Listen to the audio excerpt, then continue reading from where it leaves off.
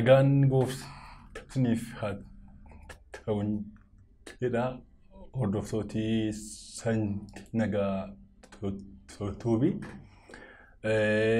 Kanaan dura faarfannoota tokko simbiraan kaa turte.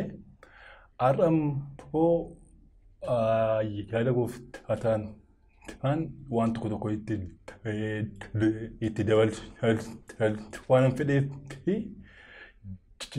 jiraashau kan jedhu mata duree waaqa naaf kenname. Namni jiraate wal beeksisuu qaba malee du'aatti wal beeksisuun haga hojjechaa qabsoo kana itti fuudhaa fi jiraashau waan jedhuuni akkasumas nagaa tuubi irratti akkasiin hordoftaniin jedha. Egaa har'a keessummootas qaba. Namoota baay'ee tura.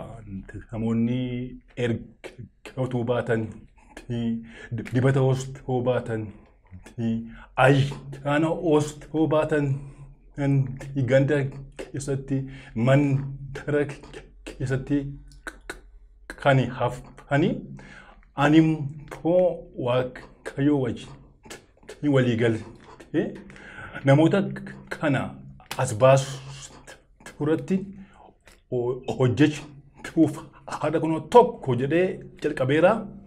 Egaa ammas dhaamsa qabu namoota beektan faarfattoota, lallabtoota, raajitoota haalaan hojiidhaan waan hundaan kan booda itti fanii jiranii erga utuu baatan, dibata osoo baatan, nama dhabeessaan, maallaqa dhabeessaan,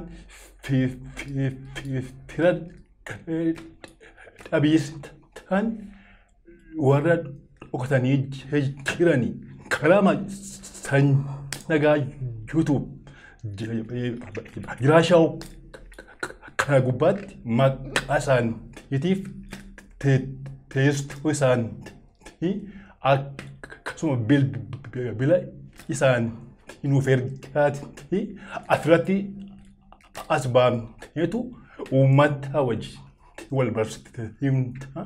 Akkasuma dibata isaanii ayyaana isaanii bakkeetti baafna jecha. Egaa amma sochii keessanii waa hundaa keessanii faarfataan harsanii qaban dhufee wajjin wal simbarsiisa. Faarfataa baay'een keessan beektanii faarfannaa hedduu hojjetee kan qabdu ammas immoo hojjechaa kan jiru gara isaatiin sin dabarsa. Inniyyuu of sin beeksisa.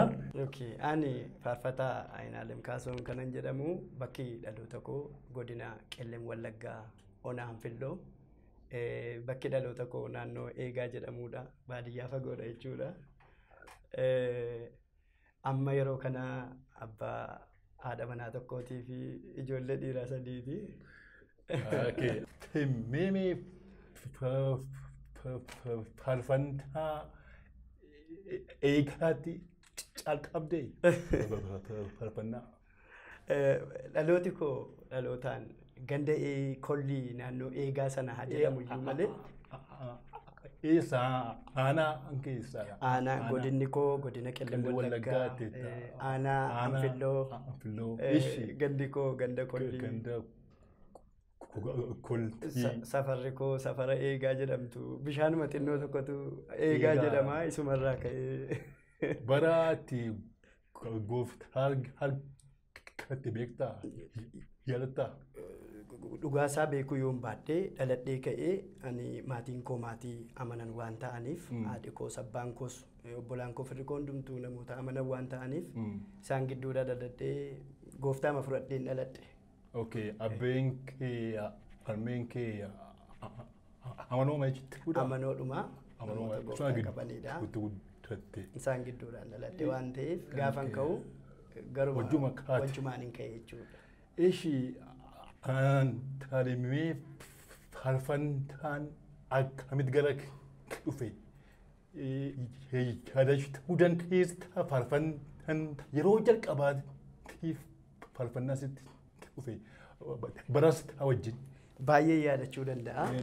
Barri isaa bara 1999 mana barumsaa fi ta'ee xumuree kutaa 10 xumuree tan jira.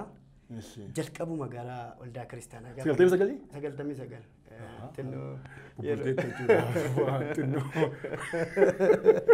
xinnoo bubbullee irra ta'edhani እና hawwiin faarfannaa ganamuma mana keessa jira namoota faarfatan waltajjii irra konfiraansii garaagaraa ijoollummaadhaan hin nanna yeroo nama faarfatu argu beektaa baay'ee narra waldaa kiristaanaa keessatti baay'ee irra urraa kan ka'e yeroo galu mastaayitii tokkotu jira afaan oromootiin fullee jenna natti fakkaatu wayi daawwitii jira isa of fuuldura kaayetan baatirii harkaa kan jedhamtu jirti ishee akka maayikii godhadheen cummaa makootti akka nama saba tajaajilaa jiruuttan daawwitii sana keessatti of ilaalaa haasaa bar waama isuma namni faarfatee darbeen faarfadhaa natti tola.